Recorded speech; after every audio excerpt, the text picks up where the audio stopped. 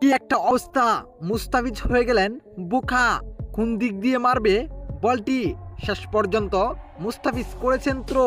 তবে একটুর জন্য বেঁচে যেতেন আফগানিস্তানের ব্যাটসম্যান। তবে জাকির আলীর অবিশ্বাস্য ডাইভে রান আউট করলেন জাকির। দর্শক, কি ঘটেছিল মাঠে এসবের বিস্তারিত জানুন পুরো ভিডিওটি না টেনে শেষ পর্যন্ত। দর্শক, আজ আফগানিস্তানের বিপক্ষে 3 ম্যাচে টি-20 সিরিজের প্রথম ম্যাচ খেলতে মাঠে নেমেছে বাংলাদেশ দল। শুরুতে বল করতে নেমে দুর্দান্তভাবে শুরু করেন টাইগার বোলাররা, কেননা গুরুত্বপূর্ণ 2 উইকেট তুলে নেয় আফগানিস্তানের। তবে দুর্ঘটনা ঘটেন ইনিংসের 6 নম্বর ওভার করতে এসেছিলেন মুস্তাফিজুর রহমান। তার দ্বিতীয় বলেই ঘটেন দুর্ঘটনা, যেখানে তার দ্বিতীয় বলটি ডিফেন্স করেন রহমাতুল্লাহ গুরবাজ। এতে মুস্তাফিজ বলটি ধরে নেন।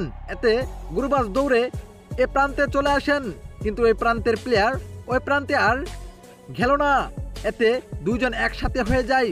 এতে মুস্তাফিজ রীতিমতোই অবাক হয়ে যান কোন দিক দিয়ে মারবে। তবে মুস্তাফিজ শেষ পর্যন্ত জাকির আলীর হাতে দেন, কিন্তু জাকির আলীর হাতে গিয়ে ভালোভাবে পৌঁছাতে পারে নাই। এতে স্টাম্পের অনেকটা বাহিরে ছিল।